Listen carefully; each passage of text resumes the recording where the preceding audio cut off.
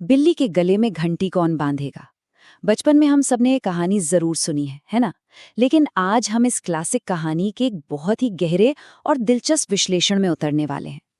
ये सिर्फ चूहों और बिल्ली की कहानी नहीं है, बल्कि हमारे डिसीजन मेकिंग, हमारी रणनीतियों और आइडिएशन वर्सेस एग्जीक्यूशन, यानी विचार करने और उसे लागू करने के बीच के उस खतरनाक फासले की कहानी है। योजनाएं बनाना बहुत आसान लगता है, लेकिन उनकी असली परीक्षा तब होती है जब उन्हें जमीन पर उतारने की बारी आती है। तो चलिए, बिना किसी देरी के आज की इस कमाल की चर्चा की शुरुआत करते हैं। अब जरा इमेजिन कीजिए, एक पूरा हॉल खचाखच भरा है। सब जश्न मना रहे हैं कि उन्हें अपनी सबसे बड़ी प्रॉब्लम का एक परफेक्ट प्लान मिल गया है। तभी एक बूढ़ा और तजुर्बेकार चूहा एक ऐसा सवाल पूछता है जो पूरी महफिल में सन्नाटा ला देता है। प्लान तो बहुत अच्छा है, लेकिन बिल्ली के गले में घंटी बांधेगा कौन? सोचिए, ये सिर्फ एक सवाल नहीं है, ये एक ऐसा कड़वा रियलिटी चेक है जो किसी भी शानदार पेपर प्लान की धज्जियां उड़ा सकता है। एकदम से सारी हवाई बातें जमीन पर आ गिरती हैं। तो हमारी चर्चा का पहला हिस्सा इसी बात पर टिका है, एक बहुत ही महत्वपूर्ण प्रश्न। इस पूरे वाक्य का पहला हिस्सा देखिए, ये तो बहुत अच्छा है। बूढ़ा चूहा सीधे उस प्लान को रिजेक्ट नहीं करता, वो पहले उस विचार मंथन की तारीफ करता है। सच कहूं तो थ्योरी के हिसाब से देखा जाए तो प्लान एकदम सॉलिड है। गले में घंटी होगी, बजेगी और सबको पहले ही पता चल जाएगा कि बिल्ली आ रही है। एकदम परफेक्ट अर्ली वार्निंग सिस्टम। बंद कमरों में बिना किसी असली खतरे के बैठकर ऐसे ही आइडियाज तो आते हैं जो बिना किसी दबाव के एकदम जादुई और परफेक्ट लगते हैं। लेकिन असली कैच तो वाक्य के दूसरे हिस्से में है। लेकिन बिल्ली के गले में घंटी बांधेगा कौन? यहीं से वो जश्न एकदम खौफनाक सच्चाई में बदल जाता है। भाई, प्लान तो बन गया, लेकिन इसे प्रैक्टिकली लागू कौन करेगा? क्योंकि इस काम का सीधा सा मतलब है अपनी जान जोखिम में डालना, मौत के सीधे मुंह में जाना। एक बेहतरीन थ्योरी और उसे हकीकत में बदलने के बीच जो एक बहुत गहरी खाई है ना, वो इसी एक छोटे से सवाल में छुपी है। जब तक किसी आइडिया को सुरक्षित तरीके से लागू करने का रास्ता न हो, वो आइडिया सिर्फ एक सपना है। और इस सवाल का असर क्या होता है? ये हमें ले जाता है हमारे दूसरे हिस्से की तरफ, सभा में सन्नाटा। जैसे ही ये सवाल पूछा गया, वहां एकदम भारी सन्नाटा छा गया।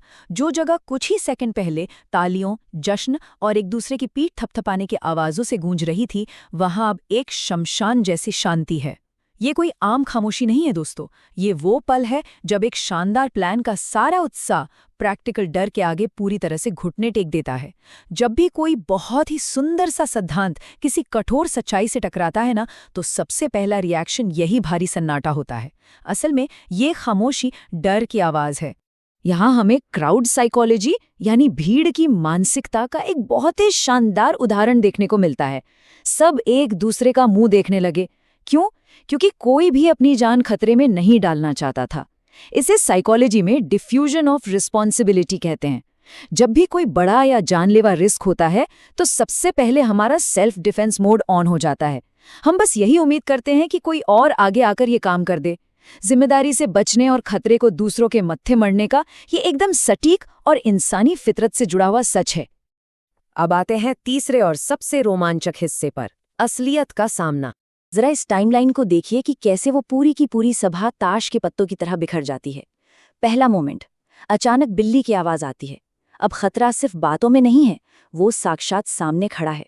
दूसरा मोमेंट, भयंकर डर हावी हो जाता है। सारी सैद्धांतिक बहादुरी एक झटके में हवा हो जाती है। और तीसरा मोमेंट, सब जान बचाकर अपने अपने बिलों में भाग जाते हैं।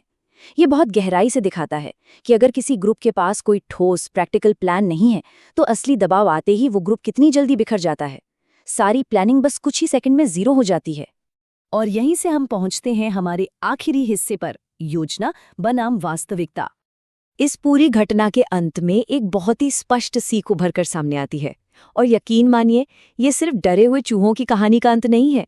ये असल में लीडरशिप, रिस्क और हमारे व्यवहार का एक बहुत बड़ा यूनिवर्सल सबक है।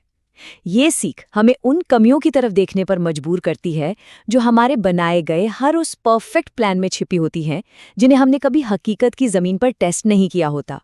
इस पूरी चर्चा की जो असली आत्मा है, वो इसी एक बड़े फर्क में बसती है।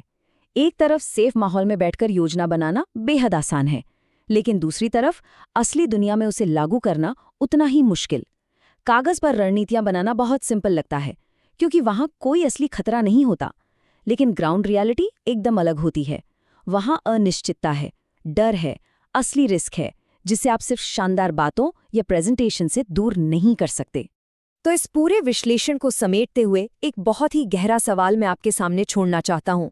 क्या दुनिया की बेहतरीन से बेहतरीन योजना भी हिम्मत और साहस के बिना एकदम अधूरी है?